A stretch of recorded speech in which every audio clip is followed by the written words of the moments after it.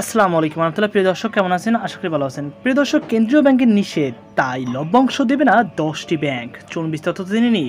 প্রিয় দর্শক, পুঁজিবাজার তালিকাভুক্ত 10টি ব্যাংকের পরিচালনা পরিষদ শেয়ার হোল্ডারদের লভ্যাংশ না দেওয়ার বা নো ডিভিডেন্ড ঘোষণা দিয়েছে। আর্থিক পরিস্থিতি বিবেচনায় লভ্যাংশ দিতে বাংলাদেশ ব্যাংকের নিষেধ করায় সেই নির্দেশনা প্রতিপালন করে ব্যাংকগুলো পরিচালনা পরিষদ এই ঘোষণা দিয়েছে। লভ্যাংশ না দেওয়ার সিদ্ধান্ত নেওয়া 10টি bank: UCB bank PLC, mercantile bank PLC, premier bank PLC, south east bank PLC, AB bank PLC, IFIC bank PLC, social Islami bank PLC, Rupali bank PLC, NRB bank PLC ও first security Islami bank PLC.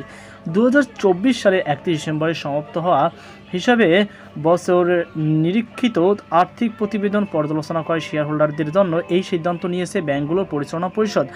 রোববার 1 June Dhaka stock exchange DSE ও Chattogram stock exchange DSE CSE সূত্রে এ তথ্য জানা গেছে।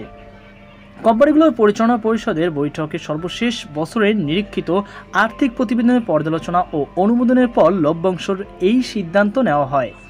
এর আগে EXIM bank PLC, Al Arafah Islami bank PLC, SBAC bank PLC, standard bank PLC ও এনআরবিসি ব্যাংক পিএলসি এই 5 ব্যাংক শেয়ার হোল্ডারদের জন্য লভ্যাংশ না দেওয়ার ঘোষণা দেয়।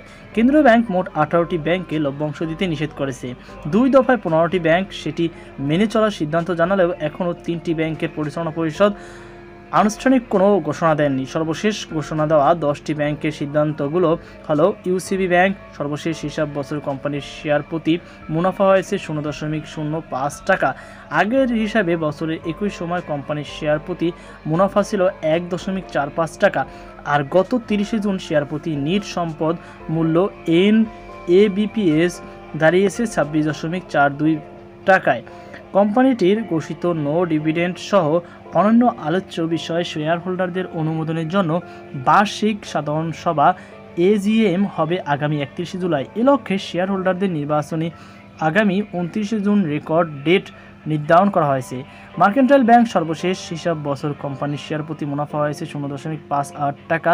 আগের হিসাব বছর একই সময় কোম্পানিটির শেয়ার প্রতি মুনাফা ছিল 1.86 টাকা। আর গত 30 জুন শেয়ার প্রতি নিট সম্পদ মূল্য NABPS দাঁড়িয়েছে 23.75 টাকা। কোম্পানিটির ঘোষিত নো ডিভিডেন্ড সহ অন্যান্য আলোচ্য বিষয়ে শেয়ার হোল্ডারদের অনুমোদনের জন্য বার্ষিক সাধারণ সভা AGM হবে আগামী 20 জুলাই। এ লক্ষ্যে শেয়ার হোল্ডারদের নির্বাচনে আগামী 29 জুন রেকর্ড ডেট নির্ধারণ করা হয়েছে। সাউথ ইস্ট ব্যাংক, সর্বশেষ হিসাব বছর কোম্পানিটির শেয়ার প্রতি মুনাফা হয়েছে 0.32 টাকা। তো প্রিয় দর্শক, আশা করি আপনারা বুঝতে পেরেছেন এইসব ব্যাংক শেয়ার হোল্ডার তাদের অবস্থা শোচনীয় হওয়ার কারণে তারা মূলত এই সিদ্ধান্ত নিয়েছে, তাদেরকে এমন একটি নিষেধাজ্ঞা জারি করেছে। তো এই বিষয়ে আপনার কি মতামত অবশ্যই কমেন্টে জানাবেন। কোনো যদি কমেন্ট থেকে থাকে তাহলে অবশ্যই জানাবেন। সকল ভালো থাকুন। আল্লাহ হাফেজ।